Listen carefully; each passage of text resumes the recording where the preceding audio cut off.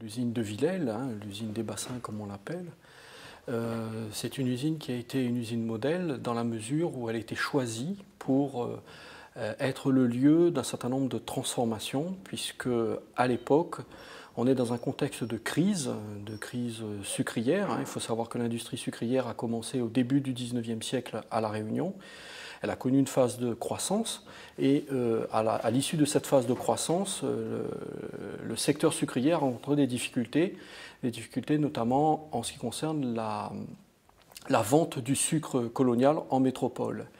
Et pour faire face à ces difficultés auxquelles les sucriers réunionnais étaient confrontés, il a été décidé d'engager un processus de transformation de l'industrie sucrière. Et dans ce cadre, un certain nombre d'usines dites modèles ont été choisies. Et la sucrerie de Saint-Gilles-les-Hauts, de Madame des Bassins, a été choisie parce qu'elle correspondait à un certain nombre de critères de centralité par rapport au territoire sur lequel elle se trouvait. Des critères économiques, puisque dès qu'on engage des transformations de nature industrielle, cela exige des coûts, cela coûte beaucoup d'argent et dans ce cadre-là, la famille des bassins disposait de suffisamment de ressources financières pour faire face à ce genre de dépenses liées aux transformations à la fois architecturales et techniques de l'industrie sucrière. L'usine, elle fait l'objet de transformations en 1832.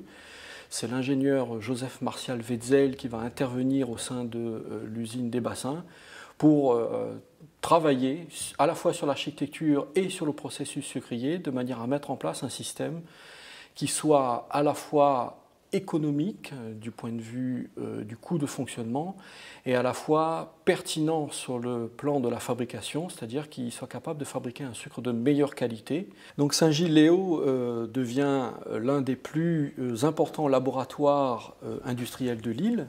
Wetzel y réfléchit sur la façon de mieux y fabriquer le sucre. Mais surtout, c'est à Saint-Gilles-les-Hauts que l'ingénieur Wetzel mettra au point des machines, en particulier des machines particulièrement connues sous le nom de chaudières à basse température. On les appelait aussi cuites à basse température ou rotateurs.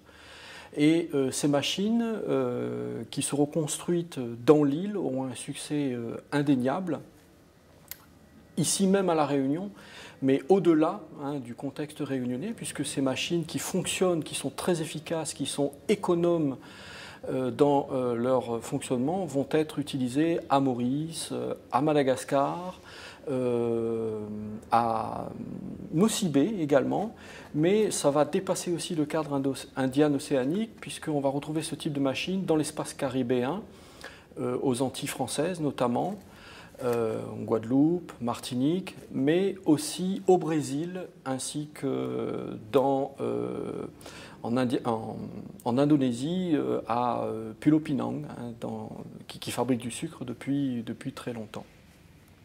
Et donc, à partir de ce système mis en œuvre à Saint-Gilles-les-Hauts, mais pas seulement, puisque Wetzel est intervenu dans beaucoup d'usines sucrières qui étaient réputées modèles à l'époque, la colonie va réussir à mettre en place un système industriel qui va dépasser le simple cadre réunionnais.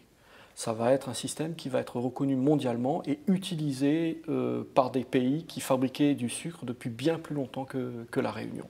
Donc à ce titre, l'usine des bassins a vraiment rempli son rôle d'usine modèle. Elle a servi